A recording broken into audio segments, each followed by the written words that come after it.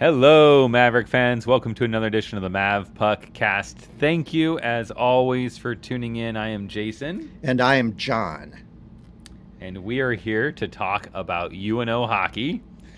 A big weekend for the Mavs, having Carlisle College come 2 of the last 3 games for the 2020-2021 home season. And a chance to sweep the Tigers out completely for the season.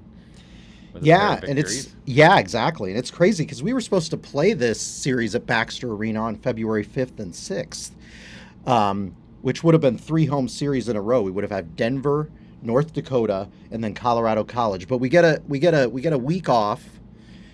They flip series. UNO goes out to Denver. Then they come back here and play the Colorado College series. That gives them a little bit of time to get a couple of guys back from COVID. I don't know if they had COVID or they were around somebody who had COVID. We'll never know. But it gave us a little bit of time, and this series was won. I picked a sweep going in because I think I picked a sweep on every home series this season, and we've seen how that's worked out. We had this pattern going of losing Friday and winning Saturday. Is that right? Yeah, I'm right on that. And this weekend series, we get off to a good start on Friday. So first period, 1 goal, the perennial first goal of the game guy, I think. I would like to go back and actually count it up. I think he's scored more first goals for UNO than any other player. I think so. I'm willing to bet that the majority of his goals were first goals for UNO. I think so, yeah. I think this season he's been kind of like he's been the guy who kind of gets things flowing in a game. He really has. So Chase Primo gets the first goal of the game. And it was a good one about midway through the first. I thought UNO was playing pretty well.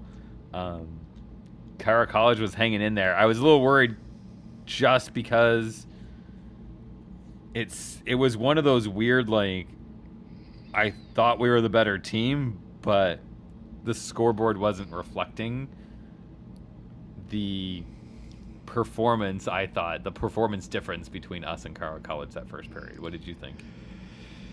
Yeah, I would agree with that. Colorado College is one of those enigmatic teams in the conference where you on paper, you look at the past several years, we've generally been better on paper than Colorado College, but they're one of those kind of deceptive teams that you play where you just don't quite know how the game's going to go. You can come out and you can look great, but it's one of those teams where if they keep it close, just some, fluky little bounce or something, some odd little pass, and they may end up winning the game on you. So I wasn't sure after that first period what exactly was going to happen. I felt good though. Well, the second period comes and we get the advantage of a long 5-minute major penalty. Another contact to the head. I thought it was... What did you think about it, I guess? I was on the fence. The follow-through, I think, is what ended up doing it for him, personally, I think. Yeah, I'm so torn on those. We've talked so much on this podcast about the contact to the head penalties. We both understand why they do it. We both understand that this is about safety and wanting to minimize severe head injuries, concussions, etc., make the game safer. But, obviously, since they err on the side of caution, there are times when I do think they get a little trigger happy, a little whistle happy, and rather than doing the minor, they go ahead and they do, they call the major penalty. And since those are the parameters that we have to deal with, and the players know and the players understand, you kind of know what you're dealing with. And so it's usually going to result in a 5-minute major penalty. And I guess UNO capitalizes, specifically one player. Brock Bremer gets a pair of power play goals on that long extended power play. And yes, it was good to see him get on the scoreboard. Those were 2, I thought, especially the second one. Like, that shot just... It was good. Like, just under the crossbar over the goalie's shoulder. a good move to kind of open that up and get around the screen so it doesn't get blocked, which is the other good thing. And it was impressive, both of his goals. But yeah, we talked about, and I the days are all blending together, but I believe we talked on the last podcast about how he a terrific pass that he had in overtime last week against Denver to Tyler Weiss that set up Tyler Weiss's OT goal for the Mavs. The great pass he had on that. So he's a player that's been due for a little bit more success. You and I got to see him a couple years ago playing for the Muskegon Lumberjacks. We were impressed with him then. Those were two very impressive goals, as you mentioned, on the 5-minute power play. I thought he was going to get a third on the power play. I thought this was going to be the hat trick power play for Brock. Remember, the pure 3-goal in a row power play. I was very excited, but when you're in one of those, like they say, the all you can eat, the all you can score goal situation, it's always pretty exciting, and he was on fire at that point. Not to bring up old wounds on you, but you remember the conversation about apples, so I have to ask, do you know what a natty hattie is? I don't know. What is a natty hattie? A natty hattie is your hat trick, 3 consecutive, so yes. No one else scores in between you, and all in the same period. Yes. Now there are some people who feel like that's like, that it's not an official hat trick. I've heard people say that they don't believe it's an official hat trick if you don't get all 3 goals in a row. It doesn't bother me. But I can tell you, they're wrong. They can say that, but they're wrong. But yeah. There's some people, yes. So, and I will tell you, like, this, we'll talk about this a little bit later in the game when he does complete the trifecta, but I will tell you, like, no hats. I think like there was one hat that made it onto the ice. I saw one of they showed video of a ref skating with one hat, and I'm like, I wonder who that guy is. People are, I don't know. I don't know if it's people are out of practice or people are sitting so far away. But no, maybe there was lack of hats. It's funny because I remember when the NHL did their pod, and I'm trying to remember who had the first hat trick. But I remember I was watching the game when he got his hat trick, and I thought it was really cool that they had thought about this. The NHL had thought, you know what? We should just have some hats on hand so that when someone scores a hat trick, they can throw the hats on. So all these people that were in the rink that were just media people and concession people, like the hats on the rink. Yeah. Like, that's kind of cool. Yeah, that is really cool. I don't know if it's people were just out of it and they didn't. I don't know. I'm not throwing a hat from the 3rd tier. And I wore a hat to this series that I'd worn for the first time because I was looking for another cap and I could not find it. So I pulled one out of my box of caps and it was brand new. And I'm like, well, we're playing so well. There's no way I'd throw this cap anyway. But that thing wouldn't get down there from the 3rd tier. Where we're sitting up in the 3rd, or not the 3rd tier. We used to sit. I'm having a flashback to the Civic Auditorium when there were 3 tiers. Up in the 2nd tier, we did not throw it. But anyway, 5-on-3 power play, and Johnny Tyconic was involved with both of those goals on the 5-on-3 power play there in the 2nd. He's really been an important player this season. Yeah, we've talked about him quite a bit. Just having him back, having that solid performer on the back end makes a big difference with this team, especially with some of the young talent up front. So, yeah. So Nolan Sullivan takes a boarding penalty after our power play expires. Did you think? I know the announcers when we were watching, because you were at the game. But the announcers were talking a lot about whether or not that would end up being Cairo College's chance at a 5-minute. Your thoughts on when you saw that happen? Were you worried that Sullivan might be gone again? Yeah, I'm definitely worried he might be gone again. The wonderful thing about being in person is that you get to be there and experience hockey in person. You get a great field of vision. You can look at the entire ice sheet. You can see how plays are setting up. You can see where a pass might go wrong. All of that stuff is wonderful, but a lot of times with these penalties, if you just look away for a second and you look, all of a sudden something's being called. You don't see a replay on the board. So I really had no idea what was going on other than, the precipitous debate on Twitter. Outside of that, I didn't know. So, but I'm always worried. I'm worried in those situations.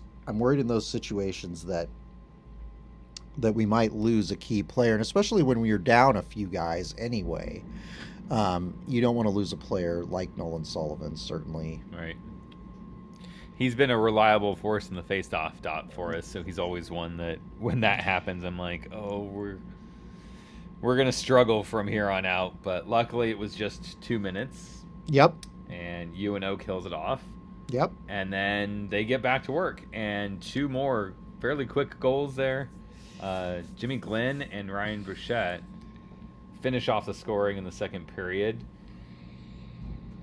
Yeah, and it's great to see Jimmy Glenn on the board. Again, I go back to our preseason special where we were talking about the new plays, and you and I had never heard of Jimmy Glenn before, and we're like, who's Jimmy Glenn? Well, this is who Jimmy Glenn is. This is a guy who's really come a long way, and for a player who wasn't necessarily like a highly touted guy coming in, because we have guys like when Tyler Weiss came in. I remember right before the first game, everybody was like, this is a player you got to watch because he played for the National Development Training Program, Colorado Avalanche draft pick. But these are the kind of guys I love to see, guys like Jimmy Glenn having success and doing well, and he's really had success during this second half of the season. So yeah, it was great at that point. I mean, we're feeling fantastic. We're up 4-0 at that point. I'm just sitting back, relaxing, enjoying the game with whatever 750 other people that are in there or whatever was at back. So it was probably a little bit more than that. But yeah, I'm feeling good. And then Ryan Bruchette gets the goal after him, and Ryan Bruchette's a guy that we talk about a lot. But a lot of times he doesn't put the puck in the net. It doesn't quite get there. He's always a force offensively. You always see him working hard down low. But it was nice to see him get a goal. I think it was last week in the Denver series, the announcers on the TV were talking about the need to get kids that aren't, top-end talent and get them to perform, at a higher level because, clubs like North Dakota, Denver in its heyday, Boston College, those are the teams that, anyone with good talent is going to take a look at, and they've got a good shot at having a lot of the, NHL draft picks. And then you look at a team like UNO and say, okay, well, they don't have that many, right? And the few that they do have are not, second, third rounders. The guys that they have are fourth, fifth, sixth rounders. Right. Perennially, like, you'll see a couple guys come out of those late rounds every once in a while, but for the most part, I mean, the guys that play in the NHL are you guys that were drafted first, second, maybe third round. And so you really kind of wonder what you're getting. And I think it's a testament to what Coach has done with this team and his commitment to, putting in he talks a lot in press conferences and events. And, one of the recent events that we were at, he talked about, the attitude and putting in the effort, putting in the work, doing the right things, even when someone's not looking. That's I asked him a question about what his expectations were and how they would prepare with the change in format for the Frozen Face-Off. And he said, it's not something you're going to prepare for right before the event. It's something that, goes back to the way that you practiced and the effort that you put in at the beginning of the season. Like, it all builds to that, right? And I think that he's really kind of instilled that in these guys, and that's why we see, Brock Bremer performing, well. We see guys like Jimmy Glenn, Nolan Krenzen, those new guys come in and see success early instead of having to kind of learn it and build it, is because it's all based on that work ethic. And there's this level of competition. There's plenty of guys that are talented hockey players that were sitting in the stands on Friday and Saturday. Sure. Because this team has talent, and if you want to play, you've got to do the right things at the right time. And if you don't, there's someone else to take your spot. And that's, I think, a good testament to what the coach has built with UNO right now, and that's why UNO is sitting where they are and having the success that they are this year. Well, yeah, and that was one of the problems for them the last 2 seasons was they just didn't have the depth to not play certain players, and so there were guys in the lineup that really weren't getting pushed by players down the roster. And I mean, you look at the when they called off the starters this weekend, it's amazing the number of players that were starting who were, freshmen and sophomores.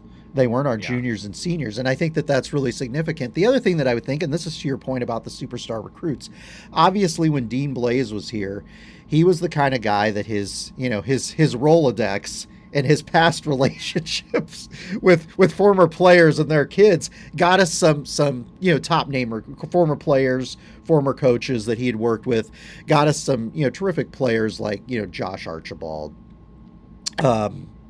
Jake Ginsel, being 2 prime examples of NHLers that we had in the lineup in the past. But Mike Gabinet not having the pedigree initially is not probably going to get those recruits out of the box. And that's fine. I know that people were getting excited over the last couple of years when we were getting verbal commitments from 15 and 16-year-olds, because they look at that and they're like, oh, that's how you get the best players. You latch them early. And maybe some of those guys will end up coming to UNO, but that's a long ways out. That's 4, maybe 5 years out before they actually show up at UNO. And so the ability to go and get some of these guys in the USHL, the North American Hockey League, the BCHL in Canada, and some of the other Canadian leagues, guys that can come in, they can contribute, and they can have success in the system that Mike Gabinet has. That's what he needs. He needs some of those lunch pail guys. And if you look at the players that they've gotten, not only in the ranks who were players who were originally commits to schools like Michigan State and Wisconsin, for example, who come to Omaha, but some of the players like Tyconic and Conley that they've gotten from the transfer portal, you can see that their path to success might not be going out and getting the young hot shots who are, who aren't old enough to drive, who aren't old enough to vote yet. It might be getting some of these guys. I know they kind of chastised Dean Blaze in his latter year for getting some of the older players, and the problem wasn't that he got older players. The problem was that he got older players who just, for whatever reason, in certain instances, I think there was some attitude problems there on the roster of guys thinking they were superstars and they just were not superstars. And I think you look at the overall attitude of these players and they seem to be a little bit more self-effacing and a little bit more humble. Yeah. So third period comes about midway through. The shutout streak ends. Colorado College gets their first and only of the game. That would be Jackson Jutting, son of former Mav assistant and longtime Minnesota State Mankato head coach Troy Jutting. So we always joke because I remember anytime there was a coaching vacancy, there was always somebody on Twitter who would say, Juts watch. And then when the vacancy was officially open, they'd be like, it's a Juts warning now. So I'm like, when he scored that goal, I go to Bridget, I'm like, that's a Juts warning. Let's see if this opens up the scoring for Colorado College. But obviously it did not. No, it doesn't. We come back, real quick and get that one back. Brandon Scanlon with a good shot. Yep. Kind of a seeing eye one. Yep. Another assist for Brock Bremer on that. Yeah, he was on fire. I tell you, I remember that goal because I kept thinking, like, everyone pass it to Bremer. Yep. Because at that point in time, I wanted him to complete You wanted, yeah. I wanted him to get it. I know. We kept looking for looks with him. You're like, no, he's not going to get. I know. He had a number of opportunities there in the third, and you're like, just put one of those. Just get the drop. Put it in. It didn't happen, but it happened a little bit later. But that was a great goal by Brandon Scanlon. He has been one of our most of the, you look at the young defensemen on this team, he's been one of my favorite and one of the most impressive defensemen on this roster. So you expect a lot of good things from him in the coming few years. For sure. But Brock Bremer finishes it off, completes the hat trick with 19 seconds left. We went crazy. I don't know what you guys were doing at the rink, but that was just awesome because it was one of those, like, it wasn't the, he had that snipe on the power play. Yep. He's had, a lot of like gritty kind of play and stuff. And this was just him picking up a puck that was a 50-50 battle in the slot.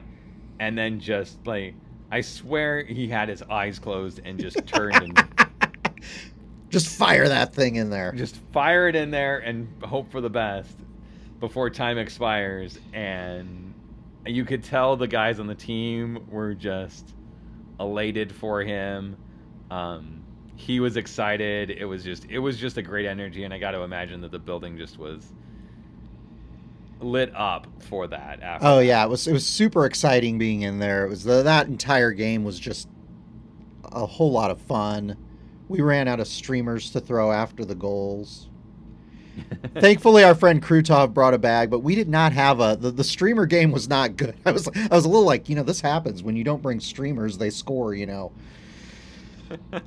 They score 7 goals, or they score 11 goals a couple years ago. So it always seems to work that way. But yeah, they were excited, and when you see the team, it's kind of neat to watch the body language. I know Bridget films the end of the game moments when the team kind of gathers around Isaiah Seville, and they're kind of high-fiving and patting each other on the back, and it's always super fun. She shares those on Twitter, so if you want to go back and check some of those out, you can. But there's always a lot of fun. Austin Roden seemed very, looking at the game from the bench, he seemed incredibly excited. So it's always fun. And when the OMAV's Twitter account and the Omaha video share some of the in locker room stuff, the guys seem to be having a great time, and that's again a testament to the good attitude that they have. But it's just really exciting to see Brock Bremer, a freshman, get that. That's the one thing that's been kind of cool this season, is to see how the scoring has come from a lot of different places as the season has progressed. So it's not a predictable one or two guys. It's not a David Pope, who's kind of a go-to guy, or an Austin Ortega. It's not like the same player over and over again that you expect, and that's been a lot of fun this season.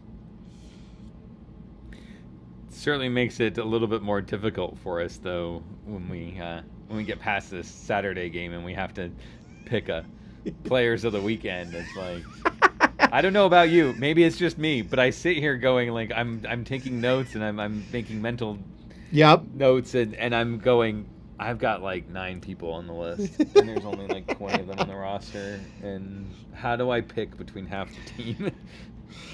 Well, it is. It's one of those situations where you're like, you can make an argument for a lot of different players, and obviously, like I've said before, you'll focus on the goal scorers and you'll focus on the goaltender, but some of those defensemen on the roster who are not, they're not the kind of guys who wind up from out at the blue line and fire things in, but they make really, really good, solid plays in the defensive zone. We've talked about how good our PK unit is this season, and you're like, why don't we honor more of those guys? There's just a lot of different components that you could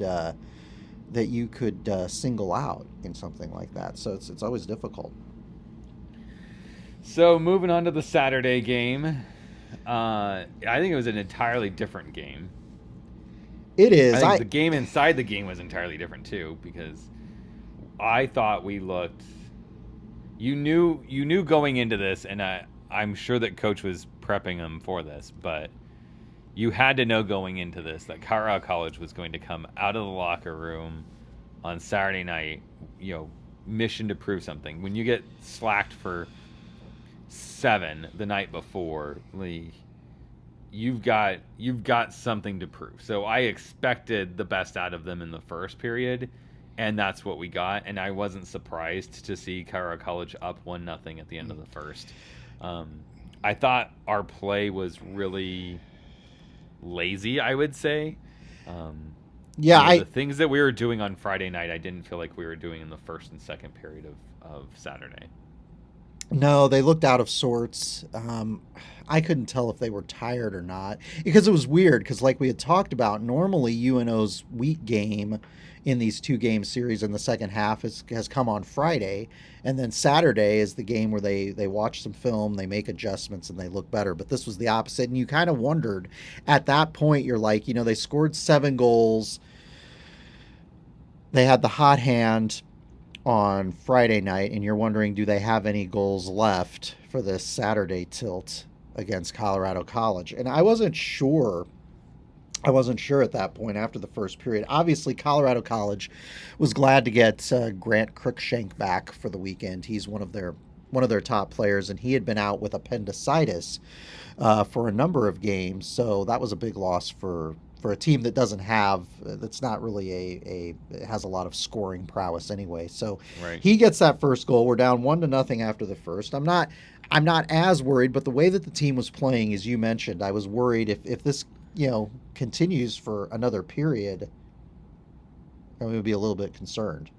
Yeah, it was really the play. It wasn't the score that had me worried. And I mean, I was just a little worried after the end of the first.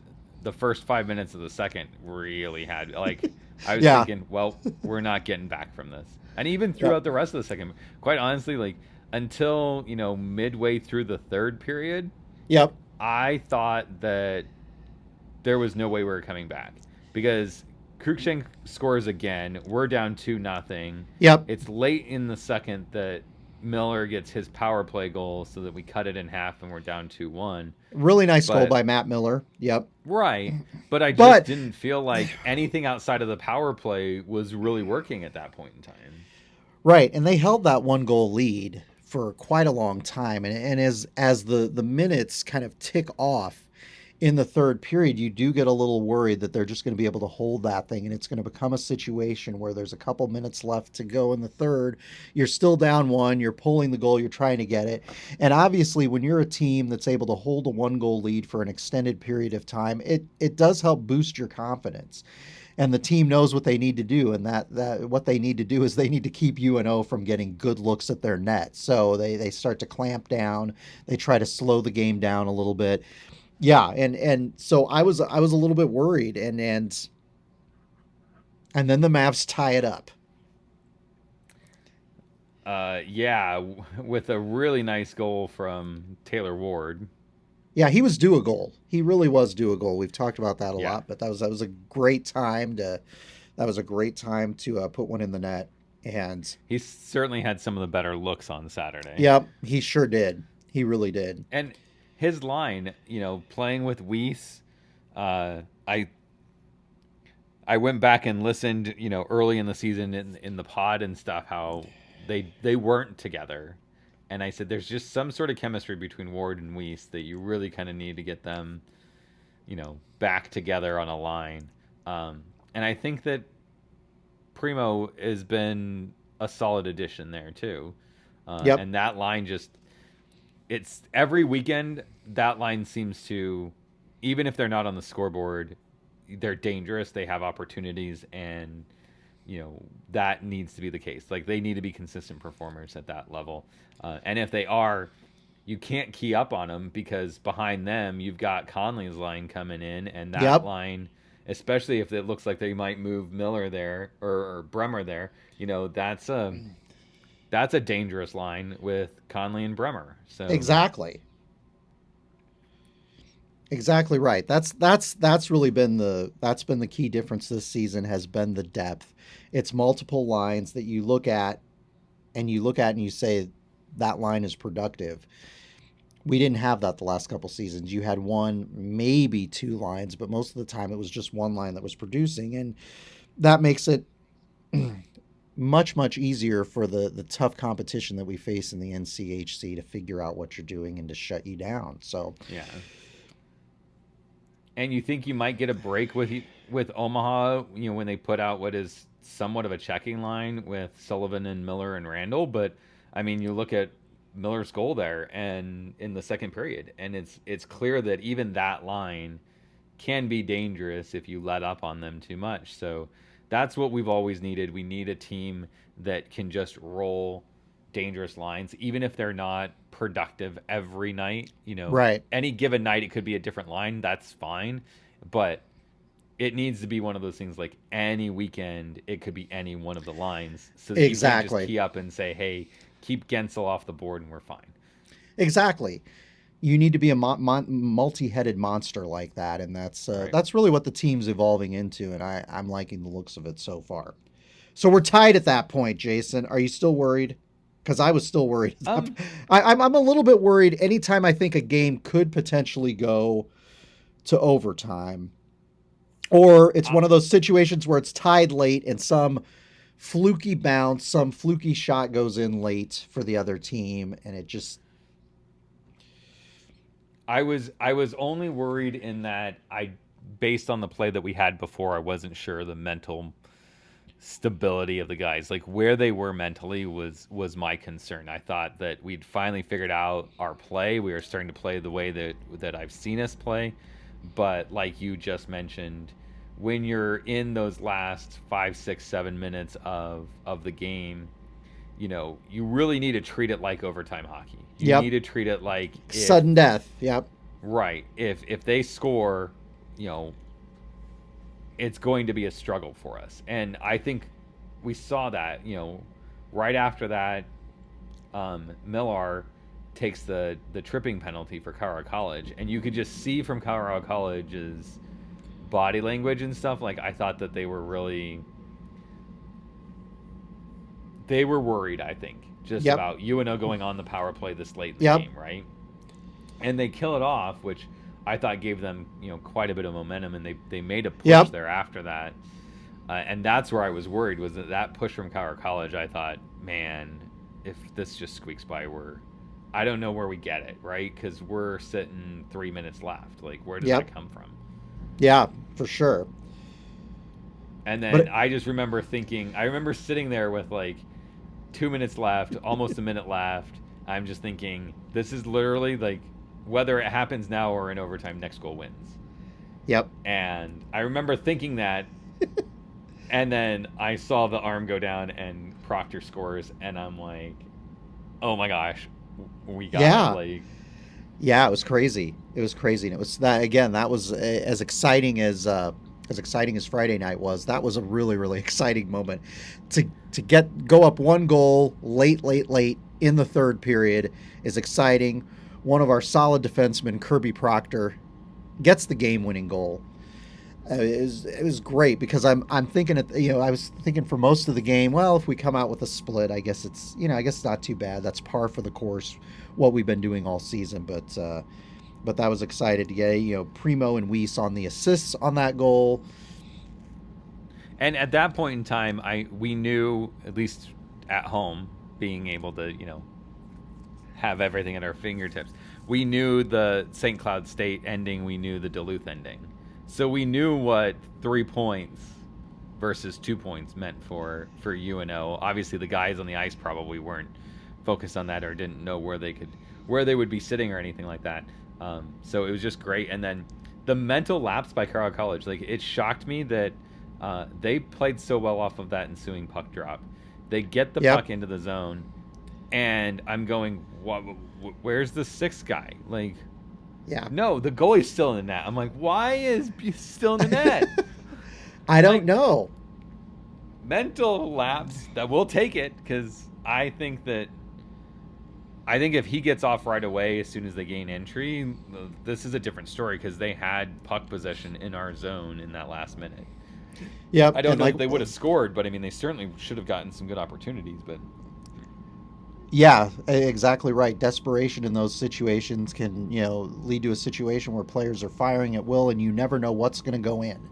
We've had those moments with this team, and certainly you're not wanting to see it. But the way that when you have that big moment where you get the goal that puts you up 3-2, it's an emotional time, and that's ultimately when you're the most vulnerable in a game, is right at that point. And that's why a lot of times we see situations where UNO will score, they'll get very, very excited, the fans will rejoice, and then boom, the other team comes down and scores, because mentally you're kind of off guard, basking in the glow of what has already happened. So yep, but we get the great win. It was a great series.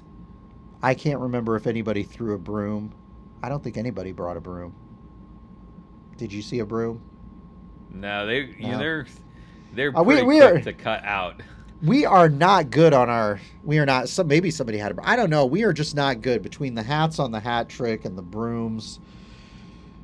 We're just not good. I remember one of our fellow that's what fans. happens when only 10% of the the capacity is there, right? And you don't get the 10% of people that know that you should be bringing brooms to a hockey game. Exactly. I remember, I think it was either 2010 or 2011, UNO was playing a series up at Minnesota, and we went up for that. And I remember for the Saturday game, we'd won Friday, and then for the Saturday game, a fellow UNO fan named Jeff French, who's a professor at UNO, actually, he brought a broom with him into Mariucci. He snuck it in his coat, and before the game, he's like, "Hey, John, look," and I'm thinking, wow, it's a bold move bringing a broom to another team's arena. But sure enough, we got to throw the broom, so it was pretty exciting. But apparently we're not on our game. But we'll chalk it up to COVID and lack of fans and everybody being thrown off. But it was great to get the sweep. It was great for the guys, great for the team. They seemed very, very excited. You could tell in the post-game presser comments that Coach Gabinet was very, very pleased. So. And that was huge for us. UNO now has 4 games remaining. We've solidified that we will be a top 4 team going into the NCHC playoffs. Denver can't catch us. With a lot of the way things kind of shook up, I was a couple stats sites and stuff I was looking at were talking about like what are the potential matchups and the odds of different matchups and things. And right now on the points per game rankings, we're actually 3rd, which is an excellent spot for UNO, because if you assume that things go the way that they are set up, right? Like North Dakota wins, St. Cloud wins, Omaha wins, Duluth wins, your top 4 seeds move on to your next round. I don't think that's going to happen. But if you assume that does, we don't have to worry about seeing North Dakota until round 2. Yeah, and just to clarify for people listening, because I know that they're going to add us. They're going to add us on Twitter and Facebook. UNO is officially 4th place in the standings, but we have, because of the COVID delays, we have a couple games in hand on some of the other teams in the conference. Correct, Jason? Right, we have 1 game in hand on both St. Cloud and Duluth. Yeah, so that's the idea, being that we have more opportunities to get points than some of the competition that's sitting around us in the conference. So obviously UNO clinches 4th. We're sitting at 38 points in the conference. It's tight there. We're at 38. Duluth is at 39. St. Cloud's at 40. North Dakota's at 44. And we've got 4 games against North Dakota coming up? Well, yeah, we got 4 games against North Dakota, and Duluth has St. Cloud. Okay. So there's an opportunity. There's an opportunity to move up there. Like, worst case scenario for UNO is that they split both nights going to OT, because then both teams would get 3 points, right? Yep. So you're now in a situation where in your 4 games you need to get... we basically need to get a win in regulation plus a win in overtime, or 2 regulation wins, something along those lines, and we'd be the 2nd place team. Yeah, absolutely. And here's the thing to think about. It's going to be a tough stretch, because all the rest of our games are against North Dakota. 3 of those are getting played in Grand Forks. We only have 1 here in Omaha, the way that the schedule shook out. So that's going to be a challenge for UNO. Obviously, you've got to do everything you can to try and win that Friday game coming up on February 26th against North Dakota at Baxter Arena. That should be. I'm excited about that. That should be a fun game to watch. But then you've got to see if you can take more points against North Dakota. You got to see if you can get another game in there, if you can. And we've played well at North Dakota. We've talked about this before. We've had some strong performance. I know it's always exciting for the players to go up and play in the beautiful Ralph Engelstad Arena, which is a little bit too much like gold and kind of brass casino looking in certain parts for my taste. But I know it's a very impressive, under the hood, it's an incredibly impressive facility. But it's exciting, and I know people were excited. They're like, one of our fellow fans came up to us after the game, and they're like, "John, we clinched 4th." And home ice. We clinched home ice, but we're not gonna be at home to play. Finally, after all these years, we would get to I know it's we didn't actually do season tickets this year, but we'd finally get to use that home playoff ticket credit. And no, it's not going to happen. We got to go face a single elimination format up in Grand Forks. So it's bittersweet in a way. You're like, ooh, this is nice. They clinched a top 4 seed for the first time in ages, but we've got to continue this conversation on the yes, on the playoffs, because we have to talk about some ticket stuff. But before we do that, we got to kind of wrap up the weekend series and pick our players of the game. I know in our text you said you wanted to go with the easy one, so yes! Why don't you just go ahead and get it out of the way? Brock Bremer. That he gets 3 goals and gets the hat trick on Friday night, and he also gets 2 assists on Friday night. That's about as good as it's going to get as a player. That is a career type game. Fantastic game for him.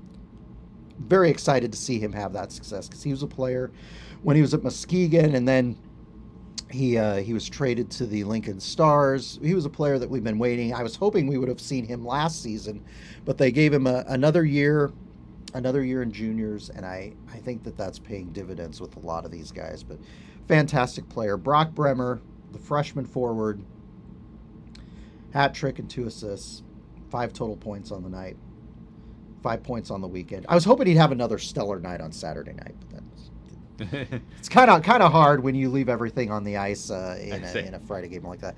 5 points in one game. It's hard to follow that up with much of anything. It is. Yeah. Absolutely. So, yes, I told Jason via text I was picking the obvious one, and Jason was probably like, why do we keep doing the podcast with this guy? He's just going to pick the most. We either pick Tyler Weiss or whoever's the most obvious player. I have to do all the work here.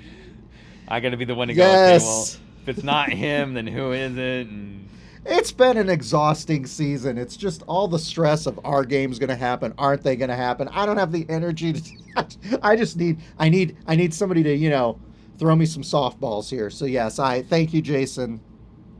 Brock Bremer is my player of the week. And I will say I'm a bit torn on mine. I narrowed it down to 2, and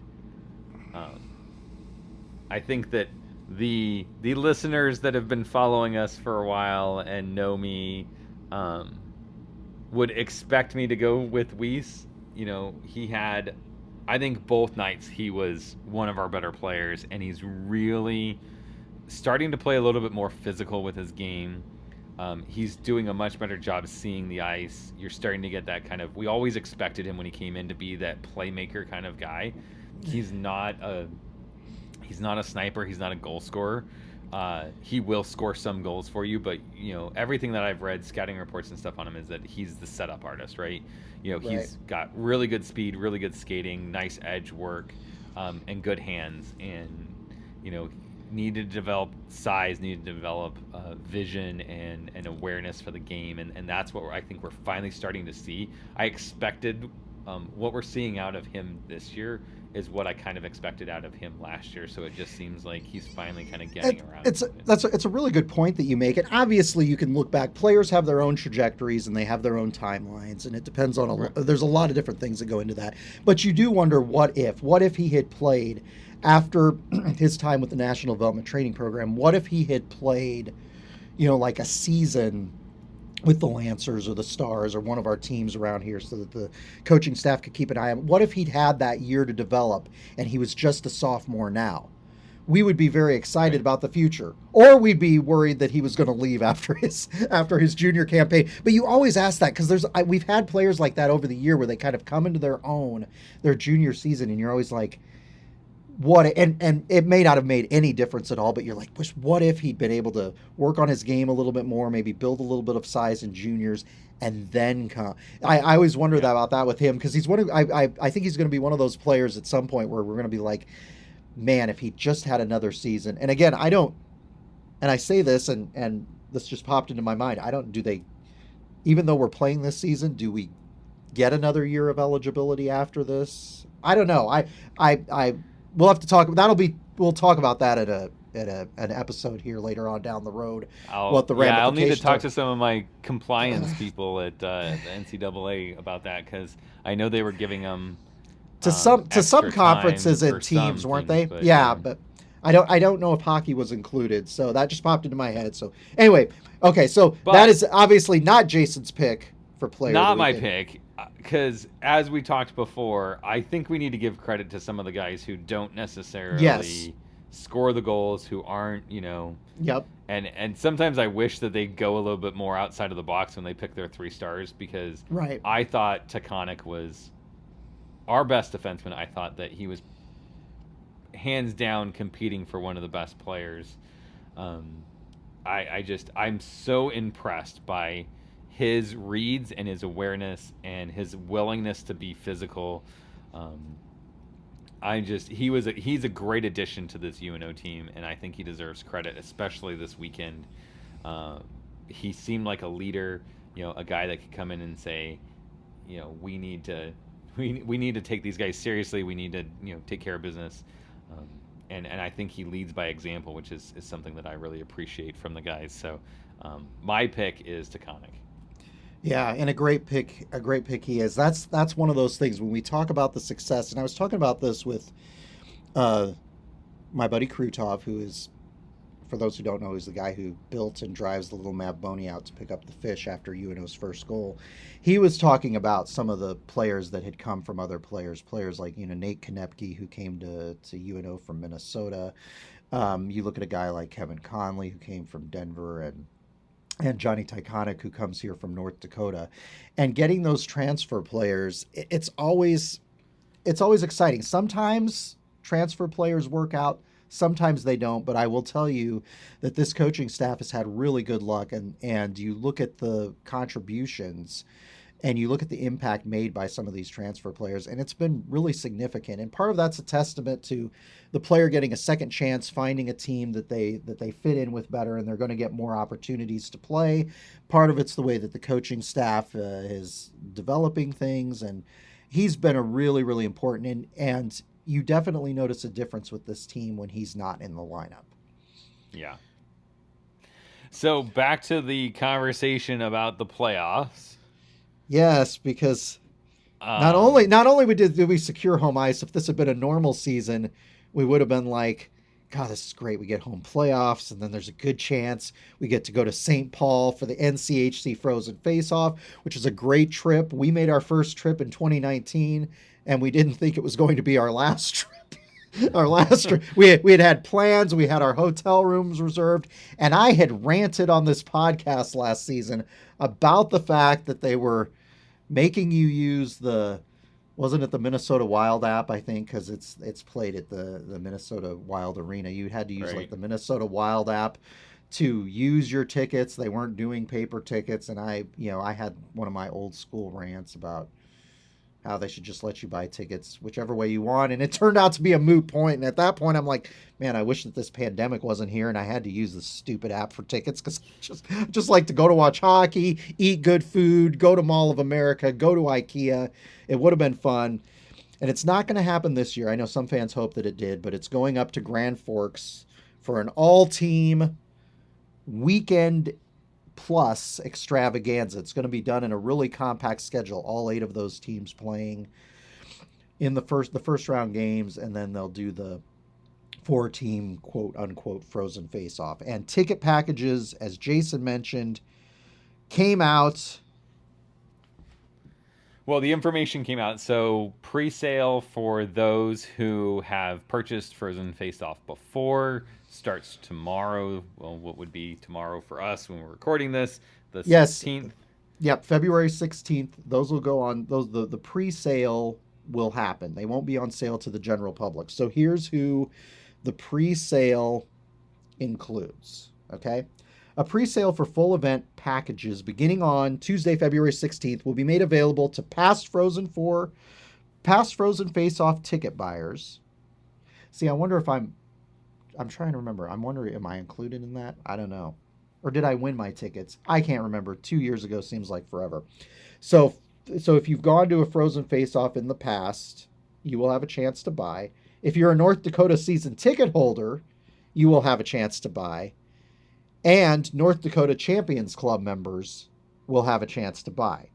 It said, And then they add, while each member school will also have an opportunity to purchase full event package inventory set aside for each NCHC member. Now, knowing UNO from the past when it comes to road game allotments and whatnot, sometimes they don't get their ticket allotment for some of these events. So I don't know if UNO will get a ticket allotment. Considering everything that's going on and the fact that people aren't really traveling that much, I don't know if they'll get their inventory, but maybe they will. Maybe they will go ahead and get their inventory. So UNO fans, if you haven't attended a Frozen face-off before, I don't know at this point whether you will be able to buy tickets during the pre-sale, which starts February 16th. Julian and I were talking about this, and it just sucks because, like you had mentioned, we finally get a home ice series where we could have gone and seen the first round of the playoffs at Baxter, and because of COVID, we're not going to be able to do that. And then now we're put in this position of like, is this the year that Omaha wins the whole thing? Because number one, we can't get tickets because North Dakota buys them all, and they're doing it the ticket this way, and we don't get our allotment or something. Or because we just look at it going, it's just not. Is it really worth the risk to go up there for this? Right. I don't know. I don't know either. What are things going to look like in 3-4 weeks when we're up there? And so it's just like it's tearing us apart because it's like, do we risk it or don't we? And how well is UNO going to perform in this format? And we'll be watching no matter what, but it's like, I really struggle with, do I want to get tickets and go up there?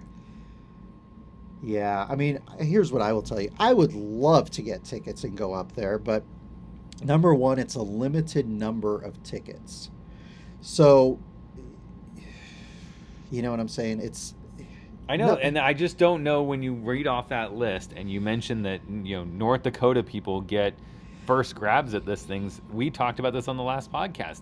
I feel like this is going to be a bunch of games that are attended by North Dakota fans, and the, Duluth, St. Cloud, Omaha, Denver fans are going to be few and far between. Yeah, and let me give you my take on this, and we're gonna because this is kind of a pod format essentially for this, where all teams are together, where we're not traveling to a bunch of different campus sites for the first round of the playoffs. We're just going to one location. So you go back to December when the NCHC did its 38-game pod. It was supposed to be 40 games, but a couple games got canceled because of COVID issues with Colorado College. UNO had hoped to sell tickets. I got a message from a higher up in the athletic department attesting to the fact that they had hoped to sell tickets about 1,500 a game, which is what they've been selling for tickets in the second half. Ultimately, the rest of the conference didn't go with that idea. But my question is this: if UNO had hosted those games, would UNO season ticket holders, because it's a conference event, it's a neutral site event, would UNO ticket holders and UNO club seat holders, would they have gotten first right on those tickets before anybody else? Right. I don't know. And I just wish, to me, it would have been smarter for the NCHC to come in and say, all right, we're going to have, let's just use Baxter as an example, and say, all right, 1,500 people are going to, we're going to allow in, right? Right. Next number. Let's just say 2,000. Keep even. 2,000 people come into the arena, okay? If UNO is playing Western Michigan in the first round, right, then UNO gets 1,000 seats and Western Michigan gets 1,000 seats, and you have 1 week to sell those tickets. If you don't, whatever you don't sell at the end of that week, then goes into general admission sales and anyone can buy them. Yeah, I like that idea. Here's what I like. I like the idea for that first game, because you don't know if your team will make it past the first round. For that first game, make those seats available for a week. As I believe you mentioned, it's all flying in and out of my head. You make those seats available for a week to the two teams. And then if those don't sell, you put those on sale to the general public and North Dakota fans and whoever can get them. But that way, each team's getting its allotment for that game. And then for the 4 game, because that's the first 2 days, then a couple days later for the 4 game thing, or the for four, the semis and the four, finals. the semis and the finals. Then I'm Right. sorry, 4-game was not right, but you've got the 4 teams for the semis and the finals. Then you have a package available for that, and you could sell that package, potentially. Well, you probably wait till after you sold the first ones, but yeah, it's. I would sell them at the same time, but I just sell them separately. Like, yeah, if you want your team's first round, here's what it costs. You go to your, like, I go to UNO because I already have a relationship right, there, and I go to them and I buy my tickets through them, right? That's my game one, right? If right. I want to go to the semis and the finals as well, then that's an NCHC sale, and I go to the NCHC and I buy them as a pair. You cannot buy, right. at least in the beginning, you can't buy semis and not finals, or finals and not semis. You get those 2 games as a package because everyone's going to the same spot. And I think that a lot of people would probably say, if I'm going, I'm gonna go support my team, and I'll, if I can get the semis and the finals, I will. And there's gonna be people that are gonna hold on to it. They're gonna be, all right, I'm buying all 3, and if my team doesn't make it out of the first round, then, fine. Whatever, I'll sell them, on the street or something like that. Like, because the thing is, there's a couple day gap, and so that's my fault, because those quarterfinal games, the first round games with all 8 teams, are played on the 12th and on the 13th.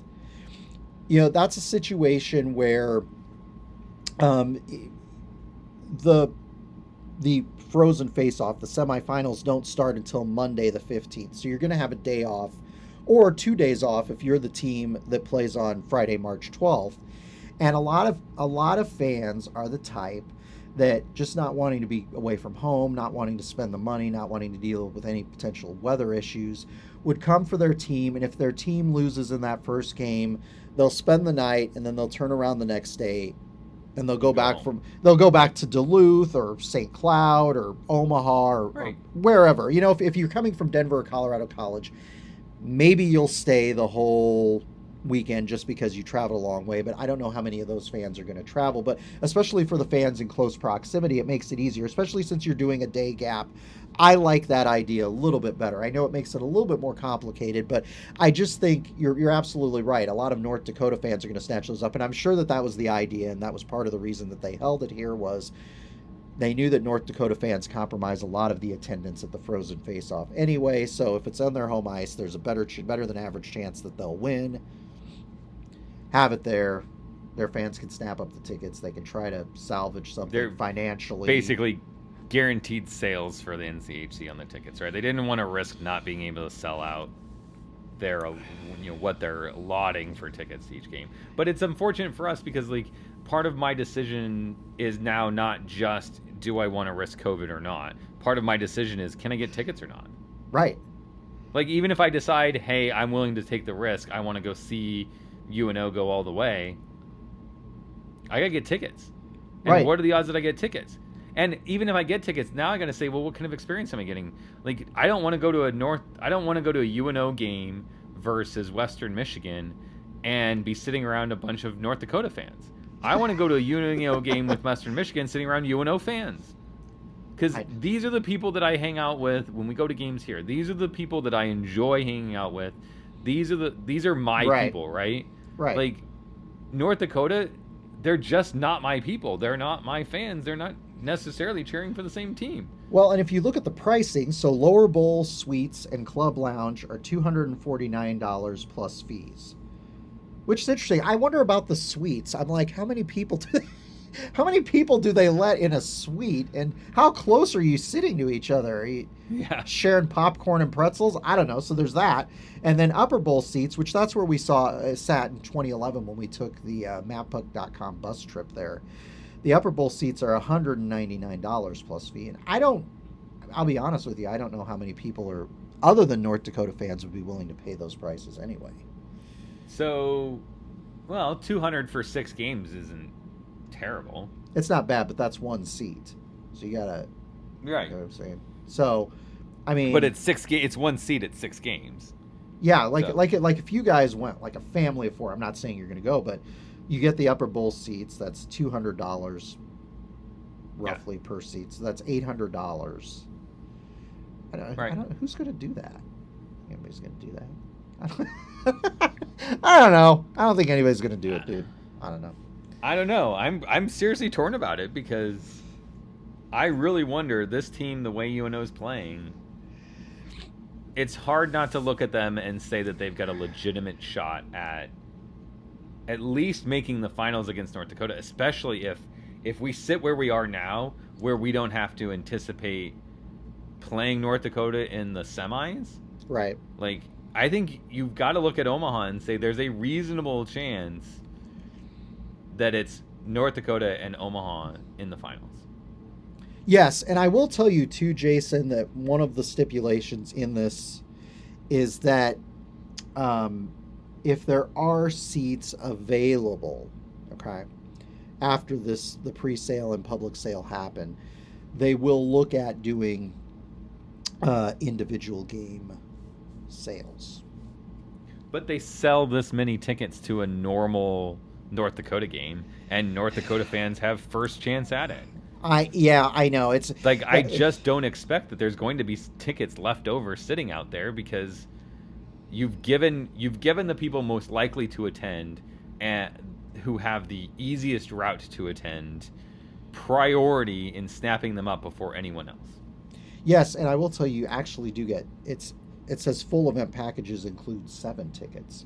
So that's pretty. The thing that I think is interesting is they're not doing a third place game this year, which they normally do. And I know that obviously because we don't have pairwise, there's not any real advantage to having that third place game. But it would be fun if you did travel all that way and your team did get to the finals to have that, kind of last chance to watch them in person. Yeah.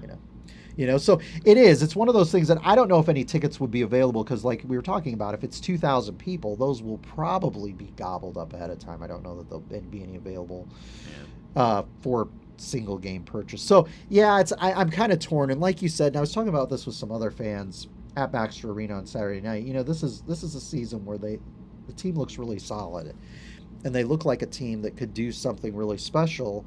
And you're like, but am I going to get to be a part of that? Am I going to be able to travel? Would this be the only chance to travel, depending on how they do the regionals and the Frozen Four as far as fans go? I don't know what the NCAA may or may not be planning.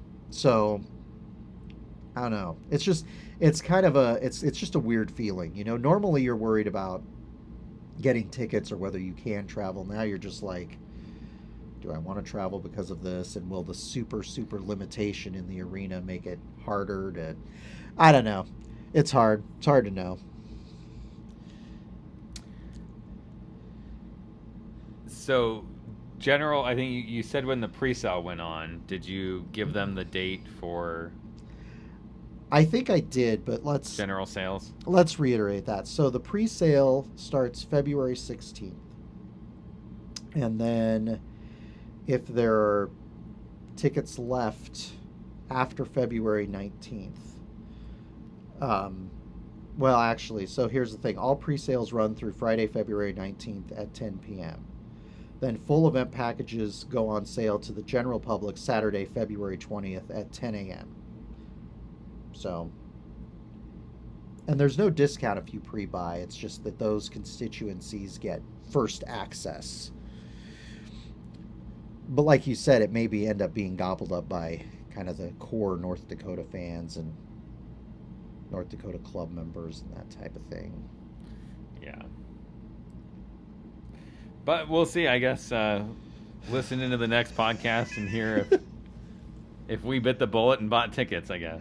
It's hard. I mean, it's hard, like you said, with COVID and everything, and until we're, vaccinated, it's hard to know, because you're like, God, do I make plans that far out knowing that I could, get the plague and not be able to go anywhere? I mean, it's just, so it'll be interesting to see how many people decide to purchase ahead of time. That will be fascinating to see, because I believe North Dakota was charging $69 per seat for their games up in Grand Forks, and I know some fans were not happy about that and were like, well, I guess I'm not going to be going this year. So maybe it won't be as appealing as we think, but I think it'll be pretty appealing. It'll be a fun thing for them to do, especially not knowing what's going to happen with regionals, like I said. So I don't know. We'll see. I'm sure we'll talk about it more. We'll see what transpires this week. They may all be gone by the afternoon of February 16th. I just don't know. We'll see. And the other thing we'll see is how Omaha plays at North Dakota on Friday and Saturday. You know, the nice thing about this, and you talk about how we're going to fare in the NCHC finals up there. I'll be honest with you, it's kind of nice for that playoff format that we get to play 3 of our next 4 games in Grand Forks. It gives us a nice warm up, a nice tune up. We can get comfortable with the facility, comfortable against some top notch competition up there. So this might prove to be a real benefit for our team the way that this shook out.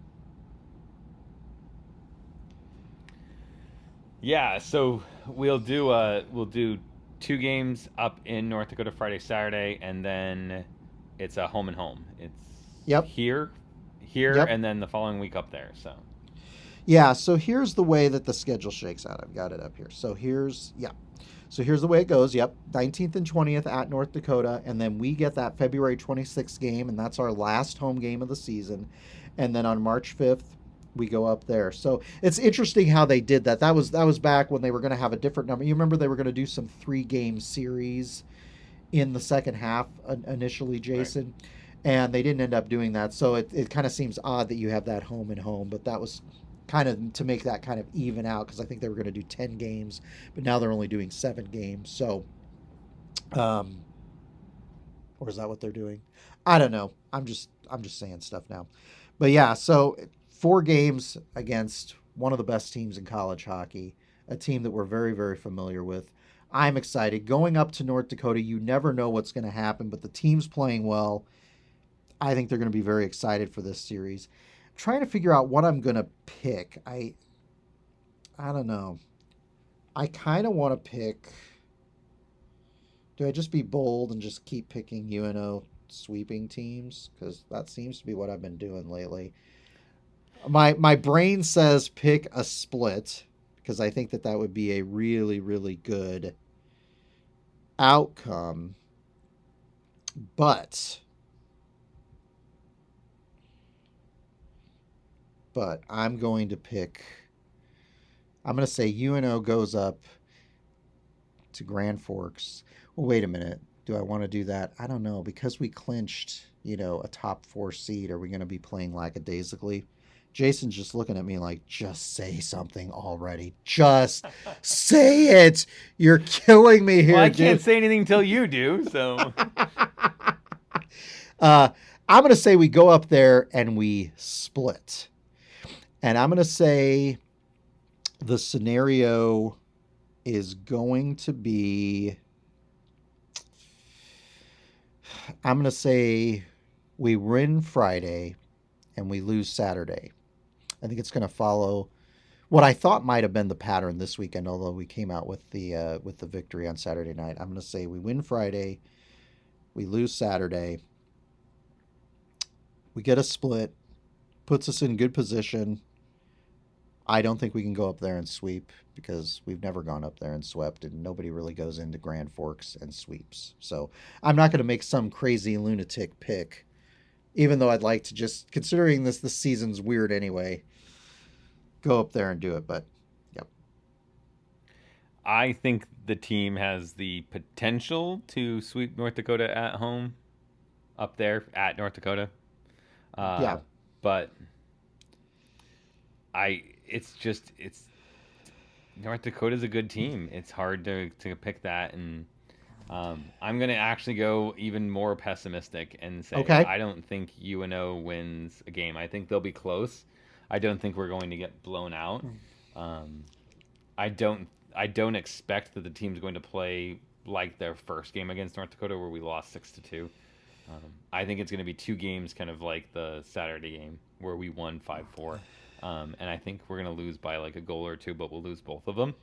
And I think that'll kind of wake the guys up, and then it's where do we stand, at that point in time.